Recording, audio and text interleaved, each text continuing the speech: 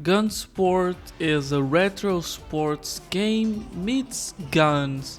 That's really it, I'm not kidding, but while that might be eyebrow raising enough, the more interesting thing about this game right now is that it's actually a timed exclusive for Stadia. The only way to play this game right now is through a streaming service, which is for the most part for me just a scary thought, but regardless. I played it and I'm here to review it. And man, is Stadia not the home for this game? So let's get into it with the story. Gunsport is very influenced by the retro 16-bit era of games, especially fighting games like Street Fighter 2, and that is very apparent in the graphics but also here in the story as you pick a team to play in this tournament of Gunsport, which is really just volleyball with guns, but more on that in a bit. And most of the story is just characters' backstories and bits that show their personality and small flavor text for the world when the commentators of the game, well, commentate. And it's fine, I guess, for what it's going for. Personally though, I do wish there was a bit more here, as someone that doesn't have any nostalgia for this era of gaming that this game is influenced from. In fact, I found that aesthetically and graphically the game ends up indirectly telling more story than through text, which leads us then to talk about that with very detailed pixel art. This is a surprisingly good looking game, especially in the backgrounds, taking place in a cyberpunk setting, with each setting feeling very unique both visually and also gameplay wise, while still fitting within that genre, and characters, while they all have to fit within a certain shape for the gameplay, they still manage to feel somewhat distinct, and in cutscenes and character selection screen, these character designs are actually pretty great, but during gameplay they just look okay, once again because they have to fit within a certain shape to fit the gameplay. That being said, visuals are probably the strongest aspect of this game. Now, before we move on to the gameplay, let's of course talk about a bit more in a technical sense, as this is a Stadia exclusive, and well, Stadia is not the place for this game. The compression method that Stadia uses just does not like pixel art this detailed, and that combined with mostly static backgrounds, which for some reason Stadia also doesn't like, then way too often did I get artifacts that would just stay on the screen for very long periods of time, during a whole match maybe. And this game is extra annoying because you will notice it and it will bother you, as it may sit in an inconvenient place, and that mixed with how flashy this game can be leads to what I can only call pixel vomit. It's kinda crazy that a game that is currently exclusive to the platform doesn't really work well on it. But the problems with it being on Stadia might not end here, as it might affect it in other ways, as you might understand as we talk about the gameplay. And so let's do that, starting with the basics. Gunsport is volleyball with guns, as I already said, and some extra rules, or a lot of extra rules depending on the game mode. Back to the basics though, first each team has a keeper and a striker. Keepers sit behind on the field and cannot move, but to compensate for that, their gun, working more like a shotgun with some spread than the regular shot of the striker, which can move freely, along with also being able to jump. A jump where the height is based on how long you hold the button, and honestly this does not feel great.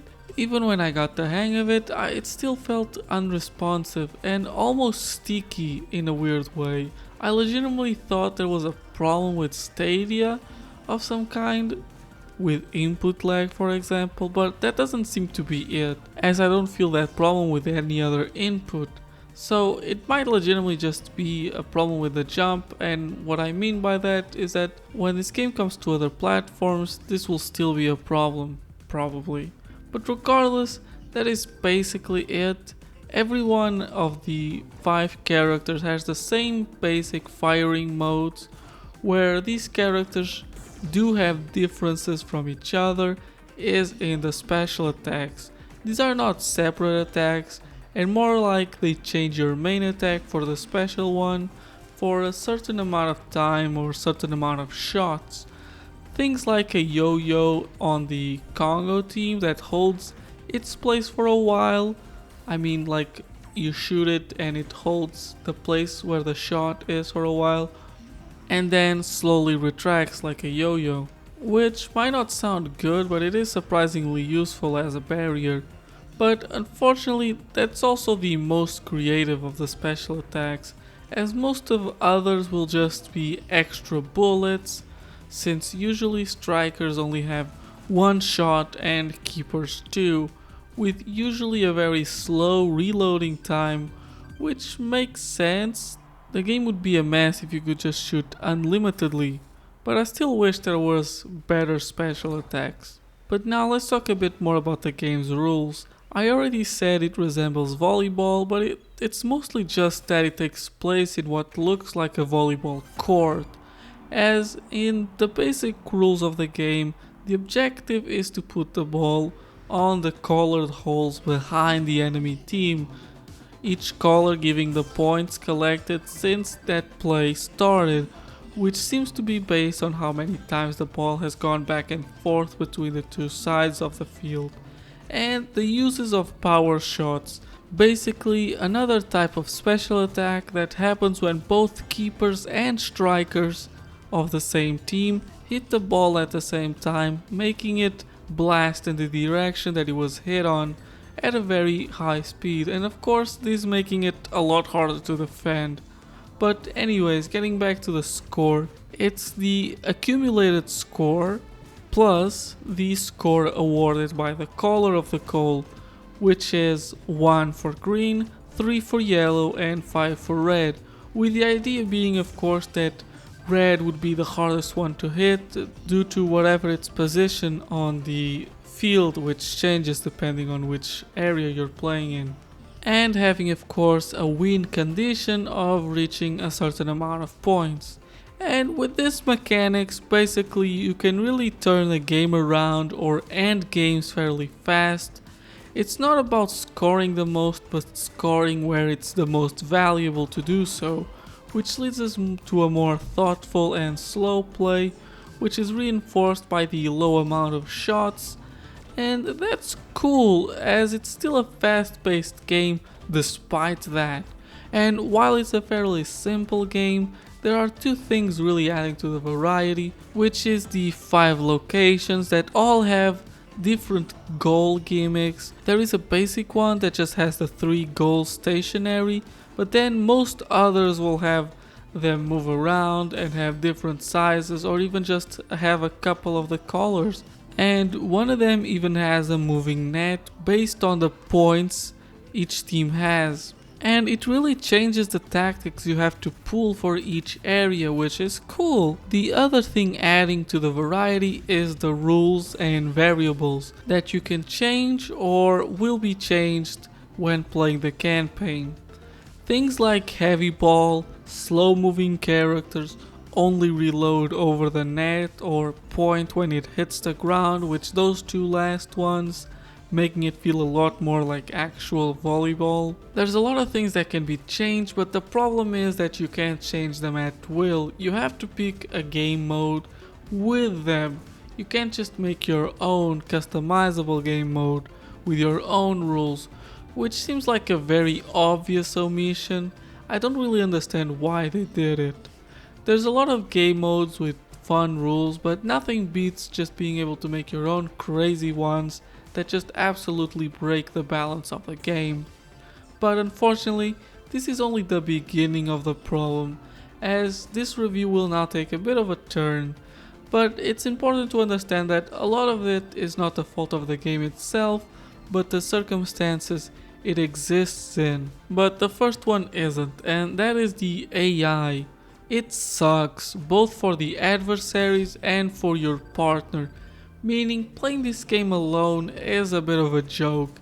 It is very easy and there aren't difficulty options, so honestly you should probably avoid it. But avoid even harder playing as the keeper, as suddenly the game becomes hard as you have to play with your useless partner as the striker.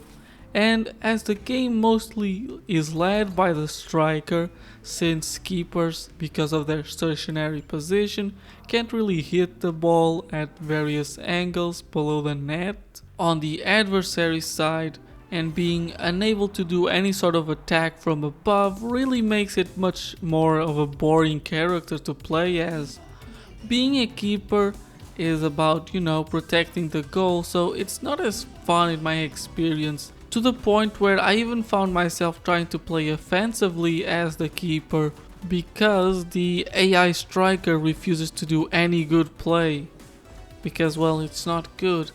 And the biggest problem here is that this wouldn't even be a big problem if there was an online component. And well, there is, but there is no one playing it. I tried, I sat there, I let it look for players and nothing. No one is playing this game multiplayer. And I think a big part of it is that it's on Stadia only. Thankfully, there is local co-op, but as many of us are painfully aware, local co-op has not really been an option in the last year or so. Overall though, the game is okay. This lack of me being able to experience it in a better situation did sour my experience, even if it's not the fault of the game. Now, to finish this off, let's talk about the soundtrack, which is good. It's electronic music, it's a modern sound, while still being evocative of that retro sound, if that makes any sense. It's the type of sound you might have heard in something like Hotline Miami. Not saying it's as good as Hotline Miami, but it's still pretty good, and it fits with both the setting and aesthetics of the game. And overall, it's good. And overall, this whole game is good, just has some absolutely fatal flaws at the moment that make it very hard to enjoy in its current situation. And because of that, I'm gonna be giving Gunsport a 5 out of 10. It's okay. I think had I played this game in a better situation with a proper online community, then I do think it would have been a 6, but well, that doesn't exist here, so I can't really judge that. And recommendations wise, unless you have Stadia Pro, then I can't really recommend buying it unless you're just looking for a different game to play in couch co-op. And when and if this game comes out on other consoles and PC, I would recommend checking to see if those communities have the game alive, quote unquote.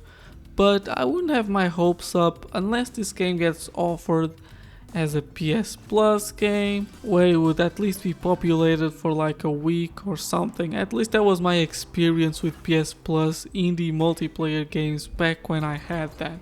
Or maybe I'm just not very optimistic, who knows. If you're watching this and you plan to play multiplayer though, Stadia ain't it. Regardless of your decision though, I hope that this video helped you in it, and regardless of that, I hope that you enjoyed watching. And if so, please consider subscribing, liking, commenting, all the things you can do for free here on YouTube. And regardless of that, I hope that you're having a good day, and goodbye.